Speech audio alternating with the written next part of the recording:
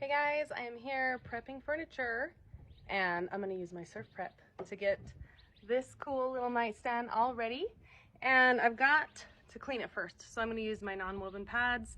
These are awesome for cleaning. They're cool, like little scrubby pads, all right? So I can use this, I can spray my degreaser or like some Dawn dish soap and water right onto my piece. I can put this on my 3x4 Surfprep. I won't hook up the vacuum and I can clean my whole piece with it. It's really awesome. So I'm going to show you how I do that.